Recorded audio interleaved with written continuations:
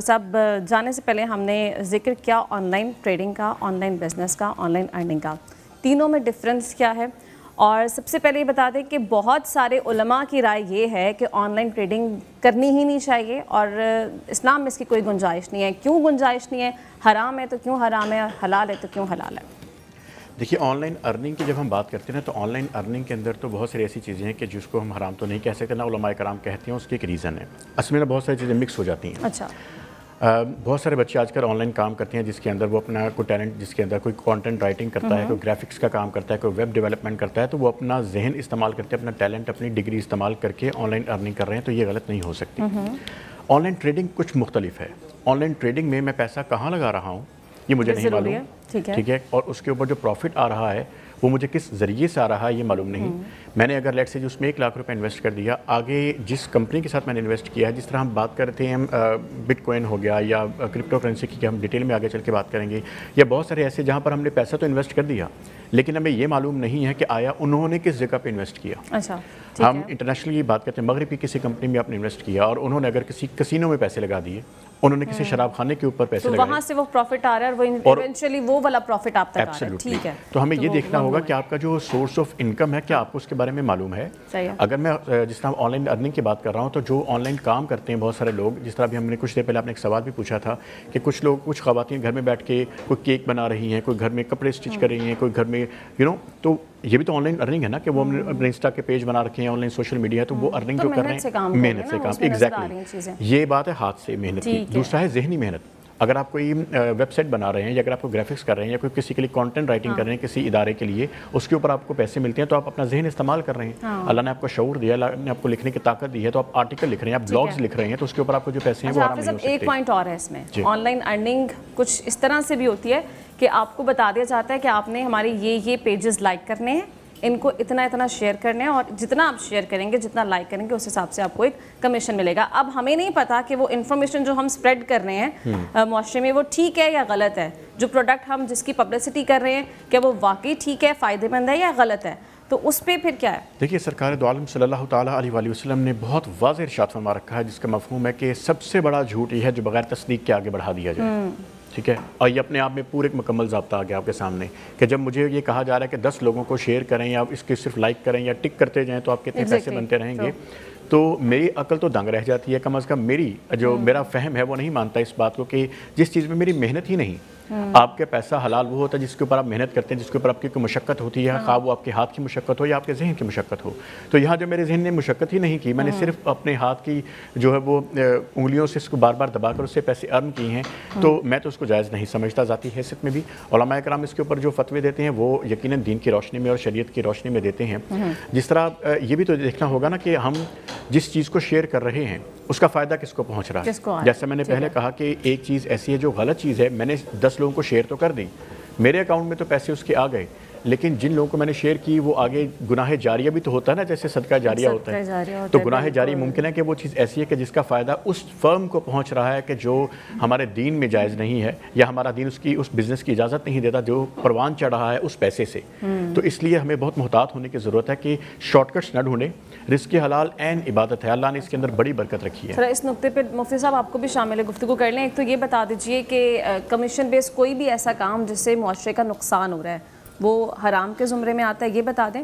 اور stock market میں جو لوگ شیئرز کی خرید و فروخت ہوتی ہے، کچھ لوگوں کی رائے ہے کہ اس پہ بھی پیسہ نہیں لگانا چاہیے، اس کی کیا شرعی حیثیت ہے؟ اسٹاک کے حوالے سے میں گزارش کروں گا، اس میں اگر آپ شیئر خریدتے ہیں اور وہ شیئر کی آپ مالک بن جاتے ہیں، اور ملکیت کی مختلف نوعیتیں ہیں۔ ملکیت کی ایک نوعیت یہ ہے کہ آپ کے اکاؤنٹ میں وہ چیز ٹرانسفر ہو جاتی ہے، اچھا، تو یہ ٹرانسفر ہو جانا یہ قبضہ شمار کیا جا سکتا ہے، یہ جائز ہوگا۔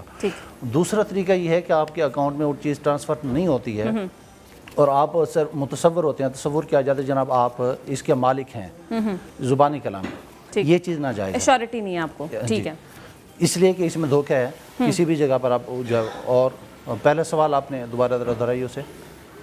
میں آپ سے یہ پوچھنا چاہ رہی تھی کہ کچھ لوگ اس طرح سے کرتے ہیں کہ کوئی بھی ایسا کمیشن لے لیں جس سے معاشرے کا نقصان ہو رہا ہو۔ فار ایگزامپل ہم دیکھتے ہیں کہ بہت ساری ایسی مارکیٹ میں چیزیں آ رہی ہوتی ہیں کہ آپ ہماری یہ پروڈکٹ بیچ دیں، چاہے اس کو ضرورت ہے یا نہیں ہے، وہ چاہے نقصان دہ ہیں، آپ اتنی پروڈکٹ بیچیں گے تو آپ کو اتنا اس کا بینیفٹ ملے گا، اتنا % شیئر ملے گا، ان لوگوں کے لیے کیا بتا؟ اس کے لیے یہ ہے کہ یہ صاحب ذرا محنت ہے، لیکن یہ دیکھنے والی چیز یہ ہے کہ جو چیز بیچی جا رہی ہے اس کی اپنی نوعیت کیا ہے.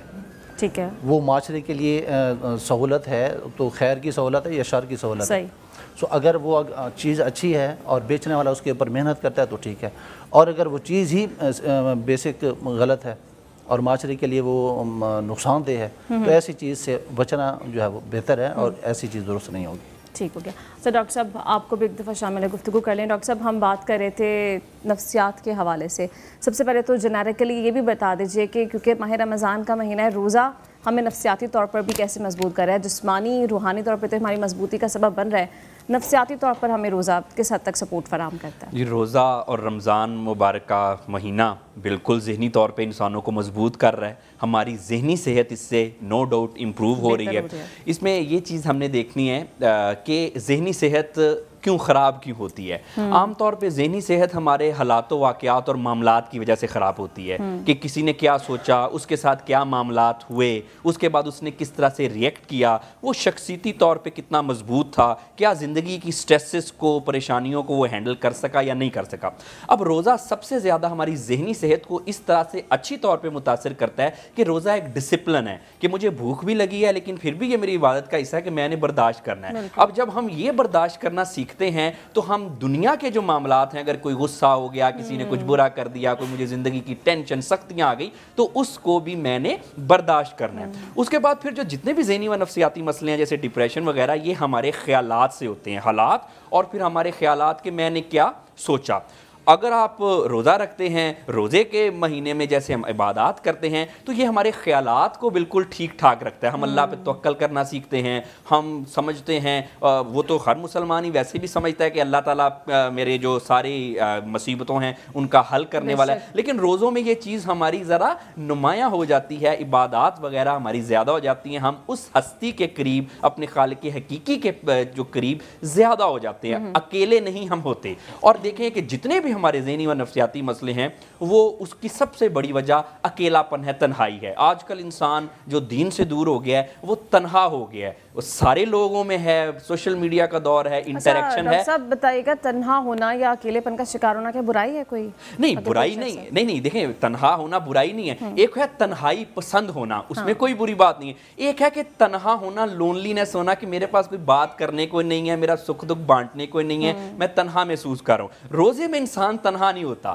کیونکہ روزہ ہر وقت ہم جب رکھتے ہیں تو ایک عبادت کی حالت میں ہوتے ہیں. پھر ہم جیسے نمازوں کی پابندی لوگ زیادہ کرتے ہیں، ایک پورا ایک ماحول ہے، دینی ماحول پورے معاشرے کا بن جاتا ہے، تراویح ہوتی ہے. تو دیکھیں ہم اپنے خالق حقیقی سے زیادہ کنیکٹڈ ہوتے ہیں اور تنہائی نہیں ہونے دیتی. اسلام دین ہمارا جو پرنسپل، جو اصول اس نے ہمیں سکھائے، یہ انسان کو تنہا نہیں ہونے دیتا.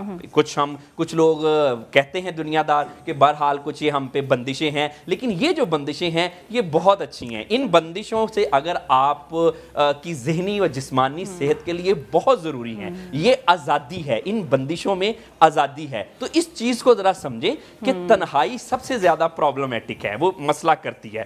ہم نے اگر تنہائی سے بچنا ہے، اسلام کے اصولوں پہ پابندی کرنی ہے، اپنی عبادات کو ٹھیک کرنا ہے. جیسے آپ عبادات ٹھیک کریں گے آپ کے معاملات ٹھیک ہو جائیں گے اور پھر دیکھیں پھر آپ ذہنی صحت تو آپ کی امپروو ہوگی لیکن ساتھ ساتھ جسمانی صحت بھی امپروو ہوگی. آج کل جتنے ہمیں جسمانی مسئلے ہیں، آپ دیکھیں کہ دوائیاں بھی اچھی آ گئی، ساری چیزیں ترقی بھی کر لی، لیکن پھر بھی لوگ زیادہ بیمار ہونا شروع ہو گئے. بلڈ پریشر، دل کے مسئلے، ایک اسے پوائنٹ یہ بھی ہے کہ آج کل جو نیو جنریشن ہے نا، وہ ڈپریشن، انزائٹی اور اوور تھنکنگ کا جو مسئلہ ہے وہ بہت زیادہ بڑھتا جا رہا ہے.